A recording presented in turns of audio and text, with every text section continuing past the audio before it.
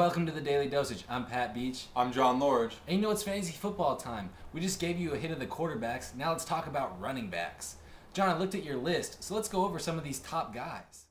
Hands down, Adrian Peterson is the top back this year. He's a beast on the field, and with the addition of Favre, the Vikings should see fewer 8-man-in-the-box looks. MJD is the best dual-threat back in football. Some have concerns because of his size, but you need not worry with this little spark plug.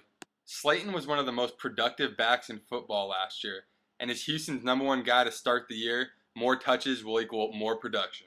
Matt Forte may not see the workload that he saw in 2008, but it could be a good thing because he'll get the premium carries in the Bears offense. Some called LT's 2008 season a down year, but if that's a down year, he can still be on my fantasy team.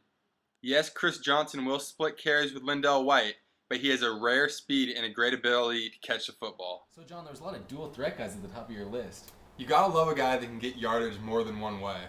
So who's next? Clinton Portis is the one constant in the Redskins offense. My only concern is that all that pound on the ground is going to lead to an injury. The Niners plan to run the wheels off Gore this season, which will bode well for his fantasy owners. Some think 9 is a slap in the face to Turner, but he goes from facing a patty cake schedule to the most imposing defenses in the NFL. Steven Jackson is the only form of offense in St. Louis. Let's just hope that he can stay healthy. You might be able to get first-round production out of a fourth-round pick if you take Johnson. He said he's ready for another 400-carry season this year. Like Turner, Williams will be facing tougher opponents this year, and he splits carries with Jonathan Stewart. He's a guy sliding down my draft board. Wow, John, you're pretty low on Williams and Turner. What's up with that? It's not just about what you did last year. It's what you're going to do this year. And I think there's some guys that are just going to outperform them. Huh, that's some pretty interesting stuff. So who else is on the table? Brandon Jacobs will be a top 5 fantasy back if he could stay healthy. The Giants will still use him as much as possible in the ground game. The Eagles bulked up their offense this year, and they don't want to have to rely on Westbrook as much, but he'll still be the one getting the goal line action. Kevin Smith showed some great flashes for Detroit last year, and there's no way that the Lions can be worse this season. I know there's always some backs that, may explode or may bust. What about these guys?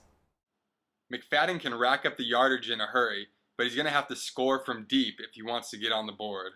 When healthy, Bush is one of the most productive fantasy players, but if he goes down again, Thomas could sneak into the top 10. A 3-game suspension will stunt Lynch's productivity this year, but he could be a great option come playoff time.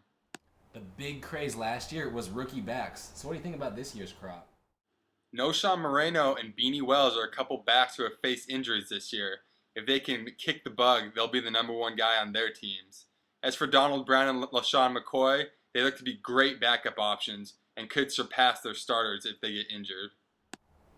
And that's it for fantasy football running backs. John, do you have any comments to close this segment off? If you guys want to chat it up about the halfbacks, hit us up in the comments. If you're a real fantasy football player, hit us up and come play fantasy football with the Daily Dosage. Yeah, know what I'm talking about?